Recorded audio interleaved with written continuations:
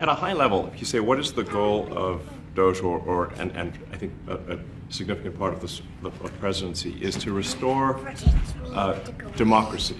This may seem like, well, aren't we in a democracy? Well, if you don't have a feedback loop, okay, we would have to, if you sorry.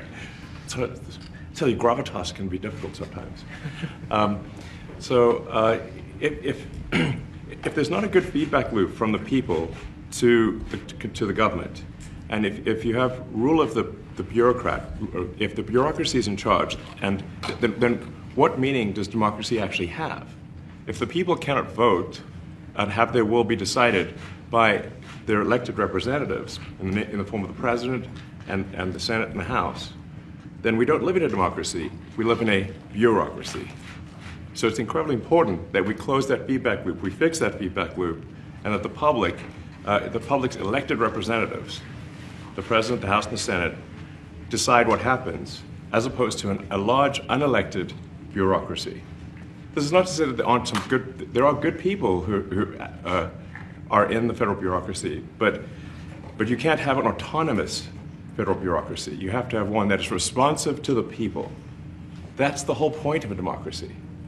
And if you looked at this, if you looked at the founders today and said, what do you think of the way things have turned out? Well, we have this unelected, fourth unconstitutional branch of government, which is the bureaucracy, which has, in a lot of ways, currently more power than any elected representative. And this is not something that people want, and it does not match the will of the people. So it's just something we've got to fix. And then we've also got to address the deficit. So we've got a $2 trillion deficit, and if we don't do something about this deficit, the country's going bankrupt.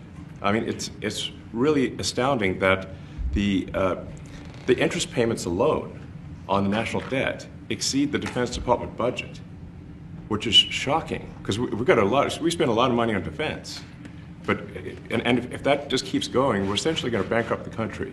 So what I really want to say is, like, it's not optional for us to reduce the federal expenses. It's essential. It's essential for America to remain solvent as a country, and it's essential for America to have the resources necessary to provide things to its citizens and not simply be servicing vast amounts of debt. And also, could you mention some of the things that your team has found, some of the crazy numbers, including the woman that walked away with about $30 million?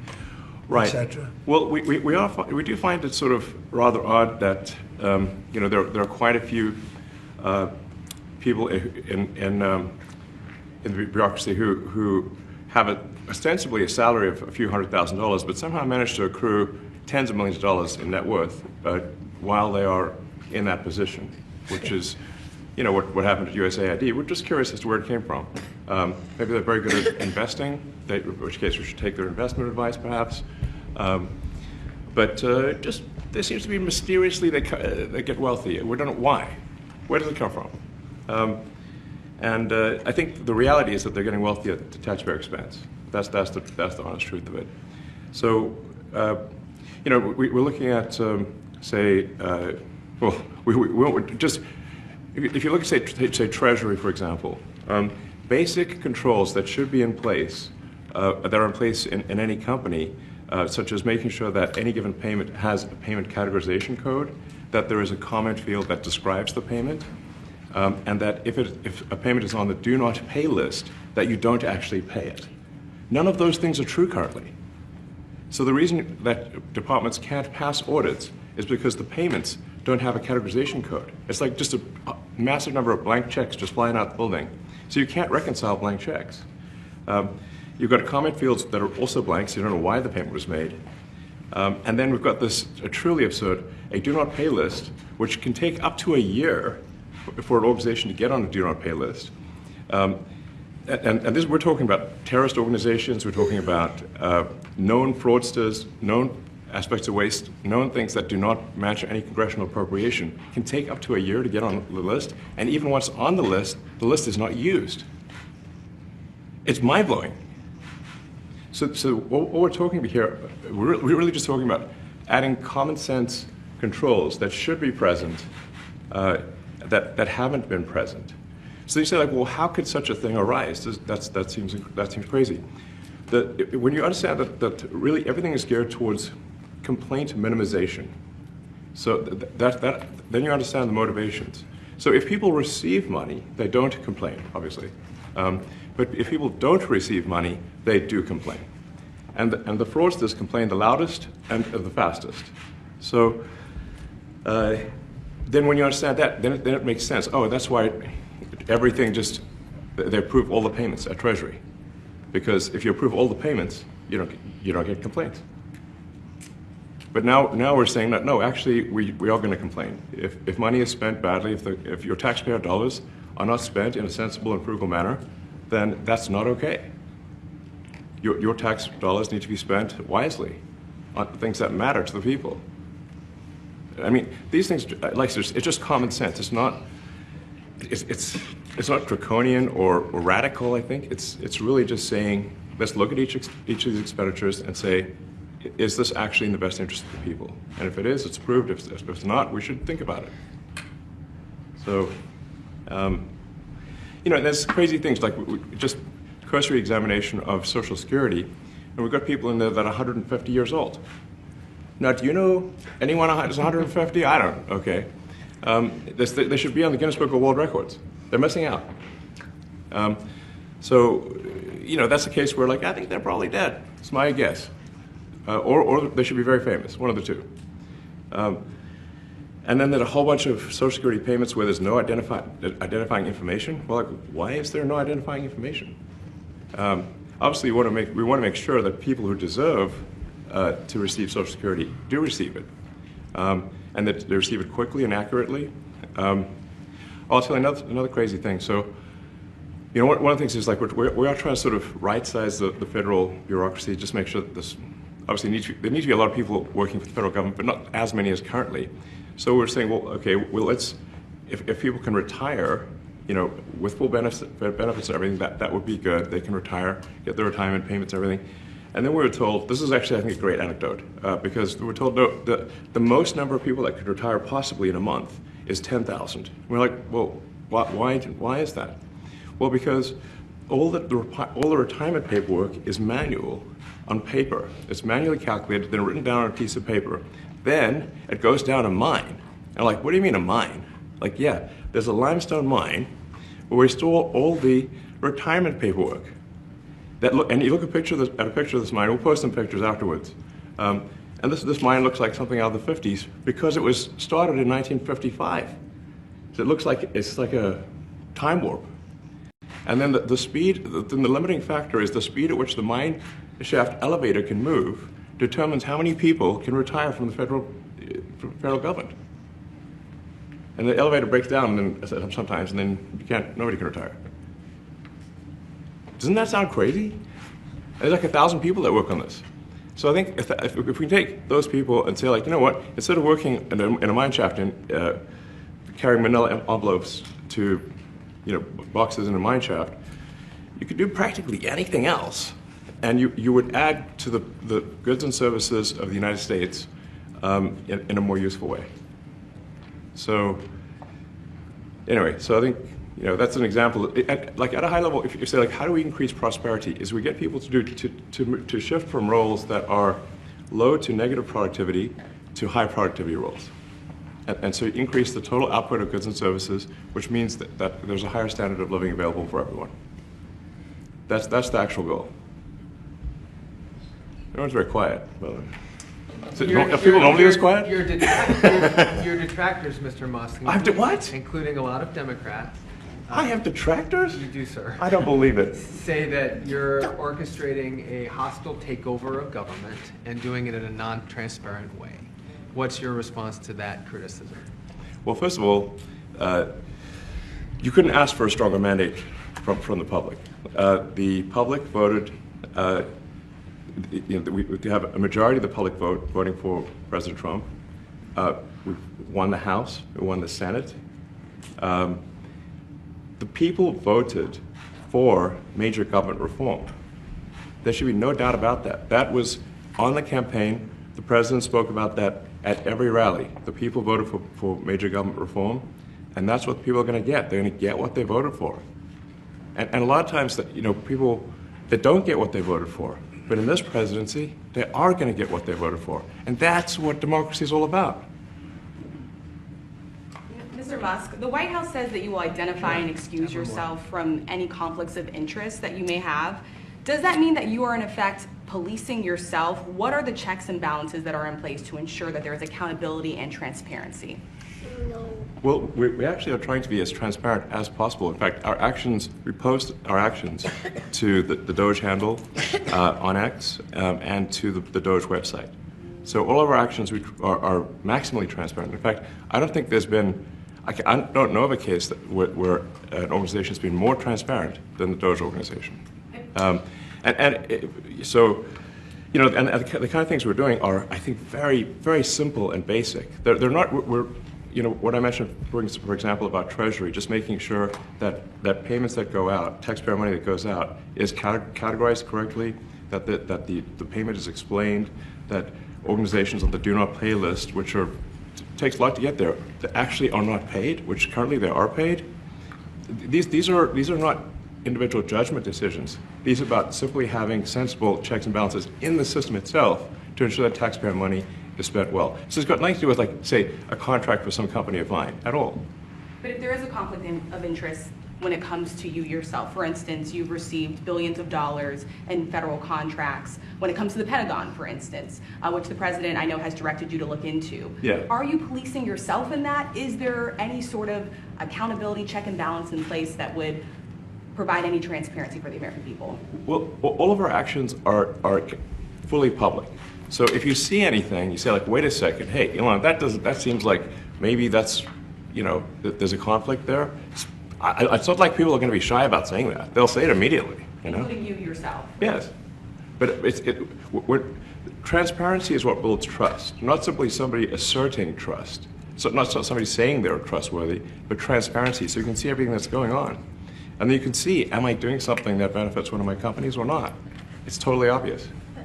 And if we thought that, we would not let him do that segment or look in that area if we thought there was a lack of transparency or a conflict of interest. And we watch that also. He's a big businessman. He's a successful guy. That's why we want him doing this. We don't want an unsuccessful guy doing this.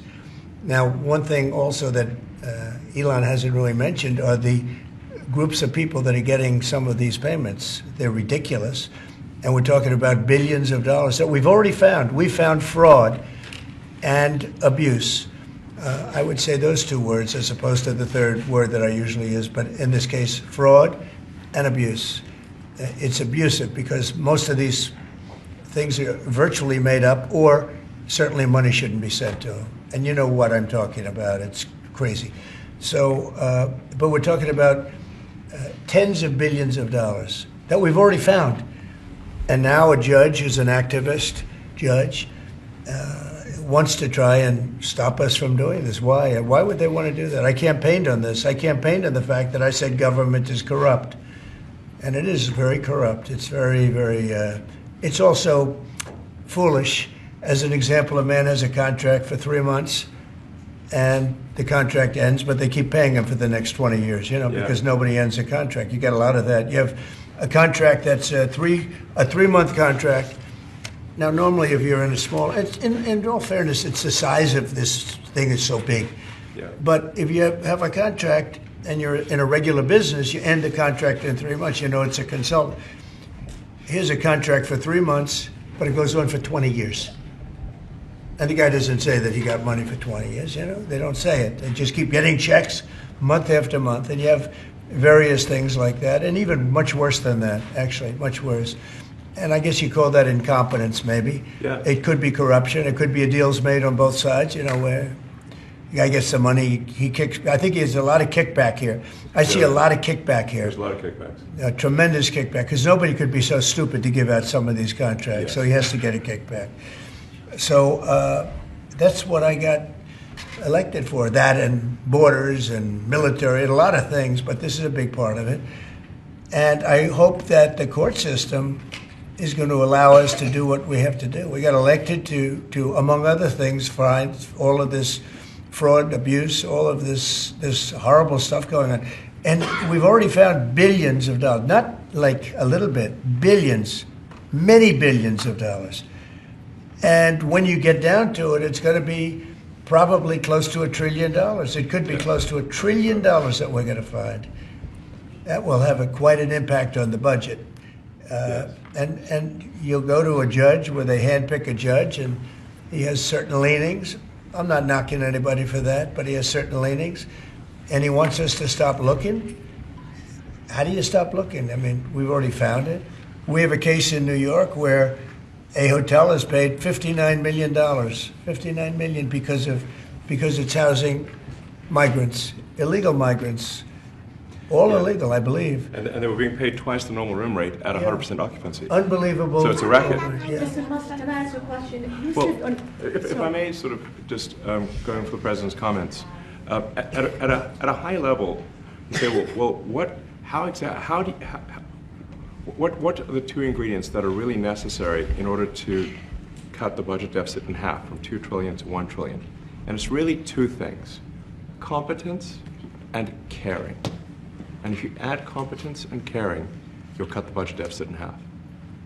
And I fully expect to be scrutinized and get a daily proctology exam, basically. Might as well just camp out there. So it's not like I think I can get away with something. I'll be scrutinized nonstop. But with the support of the president, we can cut the budget deficit in half from 2 trillion to 1, and then with deregulation, because there's a lot of sort of regulations that don't ultimately serve the public good. We need to free the builders of America to build. And if we do that, that means I think we can get the economic growth to be maybe 3-4%, maybe 5%.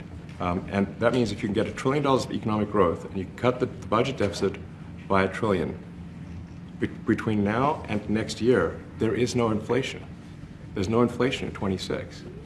And if the government is not borrowing as much, it means that interest costs decline. So everyone's, the mortgage, their car payment, their credit card bills, anything, their student debt, the monthly payments drop. That's a fantastic scenario for the average American. I mean, imagine they're going down the grocery aisle and the prices from one year to the next are the same, and their mortgage, all their debt payments dropped. How great is that for the average American? We had That's no what we're idea. We had no idea we were going to find this much, and it's open. It's not like complicated. It's not that simple complicated. stuff. It's like a lot of work. We Yeah. can't believe it. A lot of work. A lot of smart people involved. Very, very smart people. But you're talking about anywhere maybe $500 billion. It's crazy the kind of numbers you're is really talking crazy. about. You know, normally when you're looking at something, you'll find you're looking for 1 out of 100. Here, you're almost reversing it. You look for one that's good. Yeah. And you can look at the title and you say, why are we doing this? Why are we doing that? And the public gets it. You know, the public gets it. You've seen the polls. The public is saying, why are we paying all this money? This for years, this has gone on. Mr. Musk, President you Trump, said the Senator, Yeah, go ahead. Wait, go ahead. Senator Rand Paul today said that DOGE cuts will ultimately need a vote in Congress. Do you agree with that? Is that the I plan? really don't know. I know this. We're finding tremendous fraud and tremendous abuse.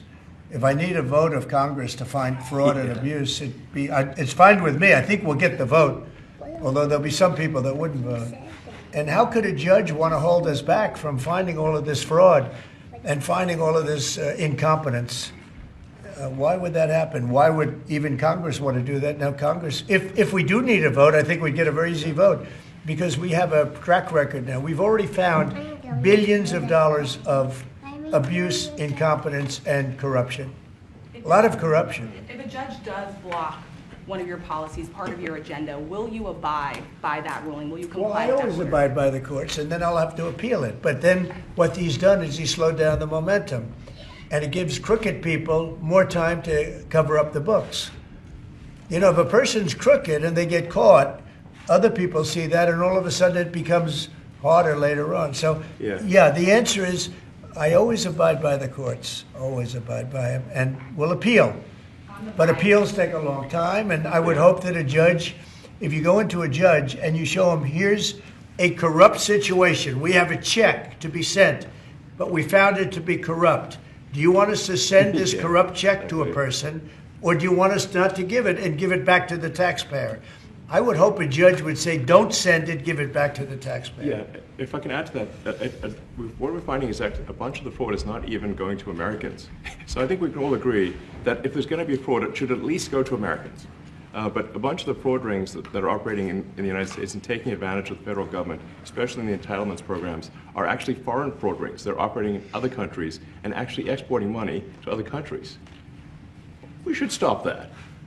Mr. Musk, And this is big numbers. Talking about $100 to $200 billion a year. Sure. Serious money. Mr. Musk, you said on X that an example of the fraud that you have cited was $50 million of condoms was sent to Gaza. But after fact-check this, apparently Gaza in Mozambique, and the program was to protect them against HIV. So can you correct the statements? It wasn't sent to Hamas, actually. It was sent to Mozambique, which makes sense why condoms was sent there. Yeah. And how can we make sure that all the statements that you said were correct, so we can trust what you say? Well, first of all, some of the things that I say will be incorrect and should be corrected. So nobody's going to bat 1,000. I mean, we will make mistakes, but we'll act quickly to correct any mistakes. I'm not sure we should be sending $50 million worth of condoms to anywhere, frankly. I'm not sure that's something Americans would be really excited about. And that is really an enormous number of condoms, if you think about it. If it went to Mozambique instead of Gaza, I'm like, okay, that's not as bad, but still, why are we doing that? Mr. Musk, can you talk a little bit about how closely you're working with agency heads as you're directing these cuts? Do they have how much input do agency heads have when you're making these decisions? Yeah, we work closely with the agency heads. There are sort of checks in place. So it's not just us just going in and doing things willy-nilly. It's in partnership with the agency heads, and I check frequently with the president to make sure that this is what the president wants to have happen. So we talk almost every day, and I double check things to make sure, is this something, Mr. President, you want us to do this? Then we'll do it. USAID has been one of your main targets. Are you concerned at all that some of the cuts or that shutting that agency altogether may lead to diseases or other bigger problems starting in other countries that then come to the United States? Yeah, so that's an interesting example. So that's something where we work closely with the State Department and Secretary Rubio. And we have, for example, turned on funding for Ebola prevention and for HIV prevention. Left that, you said? Yes, correct. And we are moving fast, so we will make mistakes, but we'll also fix the mistakes very quickly. So, do you see it as a worthy cause, USAID? I think that there are some worthy things, but overall, if you say what was the bang for the buck, I would say it was not very good. And there was far too much of what USAID was doing was influencing elections in ways that I think were dubious and do not stand the light of day. I can just ask a follow-up to the Pentagon contracts. If you have received billions of dollars in contracts from the Pentagon, and the president's directing you to look into the Department of Defense, is that a conflict of interest? Are going to do at the president's request. Does that present a conflict of interest for you? No, because you'd have to look at the individual contract and say, first of all, I'm not the one, filing the contract. It's people at SpaceX or someone who will be putting for the contract. And I'd like to say, if you see any contract where where it was awarded to SpaceX and it wasn't by far the best value for money for the taxpayer, let me know, because every one of them was. The president said the other day that you might look at treasuries. Could you explain that a little bit? What kind of fraud, and that question goes to both of you, what kind of fraud are you expecting to see or do you see right now in U.S. treasuries? Yeah, I think you mean the Treasury Department as opposed to Treasury bills. Or you also referenced treasuries on Air Force One the other night. Go ahead. Well, as I mentioned earlier, really the first order of business is to make sure we're actually collecting. Sorry for this. I thought my son might enjoy this, but he's sticking his fingers in my ears and stuff. So it's a bit hard to hear sometimes. Hey, stop that. No, the stuff we're doing with Treasury Department is so basic that you can't believe it doesn't exist already. So So, for example, like I mentioned, just making sure that when a payment goes out, it has to have a payment categorization code. It's like, what type of payment is this? You can't just leave the field blank. Currently, many payments, the field is left blank. And you have to describe what's the payment for, some basic rationalization. That also is left blank. So this is why, the Pentagon, when's the last time the Pentagon passed an audit? I mean, a decade ago, maybe? Ever? Really? And we want to just, in order to actually pass audits, you have to have financial information that allows you to trace the payments. And once in a while, the Treasury has to pause payments if it thinks the payment is going to a fraudulent organization. If a company or an organization is on a do not pay list, we should not pay it. I'm sure you would agree. Like, if it's quite hard to get on that payment, do not pay list, it means that this is someone that is just, it's like dead people, terrorists, known fraudsters, that kind of thing. We should not pay them. But currently we do, which is crazy. We should stop that. Many transactions. And by the way, hundreds, thousands of transactions like that. We have a big team. And for the sake of the country, I hope that the person that's in charge and the other people that report to me that are in charge are allowed to do the right thing, namely make sure everything's honest, legitimate, and competent.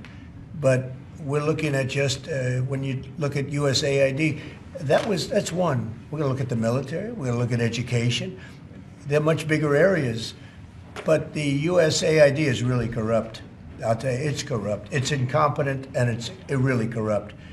And I can't imagine a judge saying, well, it may be corrupt, but you don't have the right. You got elected to look over the country and to, as we say, make America great again, but you don't have the right to go and look and see whether or not things are right that they're paying or that things are honest that they're paying. And nobody can even believe this. Other people, law professors, they've been saying, how can you take that person's right away? You're supposed to be running the country, but we're not allowed to look at who they're paying it to and what they're paying. We have massive amounts of fraud that we caught. I think we probably caught way over a lot of billions of dollars already in, 2 weeks? Yes. And it's going to go to numbers that you're not going to believe. And much, as I said, much is incompetence and much is dishonesty. We have to catch it. And the only way we're going to catch it is to look for it. And if a judge is going to say you're not allowed to look for it, that's pretty sad for our country. I don't understand how it could even work. On the buyout program, can you personally guarantee that? Which one? The buyout program, the offer to federal workers. Can you personally guarantee that the workers who opt in to resign now will be paid through September? Well, they'll get their money, but they're getting a good deal. They're getting a big buyout. And what we're trying to do is reduce government. We have too many people. We have office space. It's occupied by 4%. Nobody's showing up to work because they were told not to. And then Biden gave them a 5-year pass, some of them, 48,000 of them, gave them a 5-year pass, that for 5 years you don't have to show up to work. And let me tell you, this is largely, much of this stuff is because of Biden. It's his fault. He allowed this country, what he did on our border. What he did on our border is almost not as bad as what he did with all of these contracts that have come out. It's a very sad day when we look at it. I can't even believe it. But many contracts just extend, and they just keep extending, and there was nobody there to correct it. And that cannot be, I can't imagine that could be held up by the court. Any court that would say that the president or his representatives, like Secretary of the Treasury, Secretary of State, whatever, doesn't have the right to go over their books and make sure everything's honest. I mean, how can you have a country? You can't have anything that way. You can't have a business that way. You can't have a country that way. Hey, thank you very much, everybody. Thank you. Thank you, press. Thank you, press. Head out. Coming back tonight. Mark Fogel will be at the White House tonight at about 10 o'clock. If you want to come over, you can say hello to him. Did the U.S. give anything in return?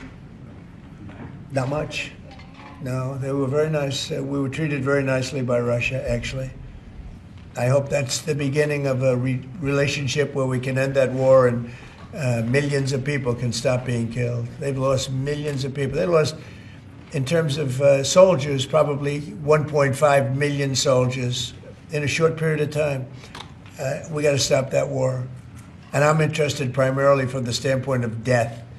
We're losing all those soldiers. And they're not American soldiers, they're Ukrainian and Russian soldiers. But you're probably talking about 1.5 million. I think we got to bring that one to an end. Okay? Thank you.